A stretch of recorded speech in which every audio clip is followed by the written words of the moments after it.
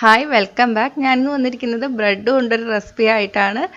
1 minute പോലും വേണ്ട നമുക്കിത് തയ്യാറാക്കി എടുക്കാൻ. വെറും 3 ചേരുവകൾ മാത്രം മതി. ഇത് ബ്രേക്ക്ഫാസ്റ്റ് ആയിട്ടോ അല്ലെങ്കിൽ സ്നാക്സ് ആയിട്ടോ ഒക്കെ കഴിക്കാൻ നല്ല ടേസ്റ്റും ആണ്. പ്രത്യേകിച്ച് കുട്ടികൾക്ക് വളരെ ഇഷ്ടമാവും. അപ്പോൾ നമുക്ക് റെസിപ്പി എങ്ങനെയാണെന്ന് നോക്കാം. ആദ്യം നമുക്ക് ബ്രെഡിൽ ബട്ടർ തേച്ച് പിടിപ്പിക്കാം. ഇതുപോലെ എല്ലാ ഭാഗത്തും ആകുന്ന വിധത്തിൽ വേണം നമ്മൾ തേച്ച് പിടിപ്പിക്കാൻ. ബട്ടർ റൂം ടെമ്പറേച്ചറിലായിരിക്കണം, എന്നാലേ ഇതുപോലെ സ്മൂത്ത് ആയിട്ട് തേച്ച് പിടിപ്പിക്കാൻ പറ്റുള്ളൂ. ഉണ്ടാക്കുന്നതിന് കുറച്ച് മുന്നേ തന്നെ ബട്ടർ ഫ്രിഡ്ജിൽ നിന്ന് എടുത്ത് മാറ്റി വെക്കുക. സോൾട്ട് ഇല്ലാത്ത ബട്ടർ എടുക്കുന്നതാണ് കൂടുതൽ ടേസ്റ്റ്. ബ്രെഡിൻ്റെ ഒരു വശത്ത് മാത്രം നമ്മൾ ബട്ടർ തേച്ചാൽ മതി. ഇതുപോലെ രണ്ടാമത്തെ ബ്രെഡിലും തേച്ചെടുക്കുക. അപ്പം ഞാൻ 2 ബ്രെഡിലും തേച്ചെടുത്തിട്ടുണ്ട്.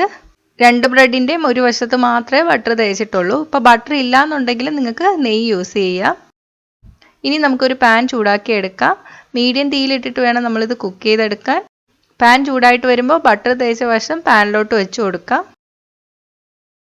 ഒന്ന് ഗോൾഡൻ ബ്രൗൺ കളറായിട്ട് വരണം, കരിഞ്ഞു പോവരുത്. അപ്പം ഇതുപോലെ വേണം ആയി വരാൻ. ഇതിനേക്കാളും മുരിച്ചെടുക്കണ്ട.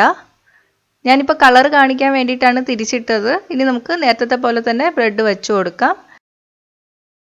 ഇനി നമുക്കിതിൻ്റെ മുകളിലോട്ട് പാൽ ഒഴിച്ചു കൊടുക്കാം. ഈ പാലിൽ നല്ലപോലെ പഞ്ചസാര ചേർത്തിട്ടുണ്ട്. നന്നായിട്ട് മധുരം ഉണ്ടെങ്കിൽ മാത്രമേ കഴിക്കാനും ടേസ്റ്റ് കാണുള്ളൂ. പഞ്ചസാരയുടെ അളവ് ഞാൻ പറയണില്ല, നിങ്ങൾ എത്ര പാലാണോ എടുക്കുന്നത് അപ്പം നിങ്ങളുടെ മധുരത്തിനനുസരിച്ചിട്ട് പാലിൽ പഞ്ചസാര ചേർത്ത് കൊടുത്താൽ മതി.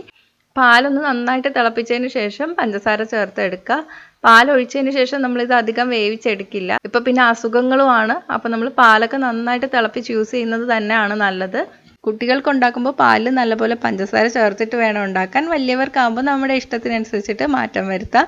ഒരു സ്പൂൺ വെച്ചിട്ട് എല്ലാ ഭാഗത്തും ഇതുപോലെ ഒഴിച്ചു കൊടുക്കുക. ഒന്ന് നനഞ്ഞു വന്നാൽ മതി, അധികം പാല് കൂടിപ്പോവരുത്. ഒരു 30 സെക്കൻഡ് നമുക്ക് തിരിച്ചിട്ട് വേവിക്കാം. അപ്പോഴത്തേക്ക് നമുക്ക് ഇതിൻ്റെ മുകളിലോട്ട് കുറച്ച് ബട്ടർ തേച്ച് കൊടുക്കാം. ഇത് ഓപ്ഷണലാണ്, വേണമെങ്കിൽ മാത്രം തേച്ചാൽ മതി. പക്ഷെ തേച്ചാൽ കുറച്ചും കൂടെ സോഫ്റ്റും ടേസ്റ്റും ആയിരിക്കും. ഇനി ഇത് തിരിച്ചിട്ടിട്ട് രണ്ടും ചേർത്ത് വയ്ക്കാം. ബട്ടർ തേച്ച ഭാഗം പുറമേ വരുന്ന രീതിയിൽ വേണം അടുക്കി വയ്ക്കാൻ.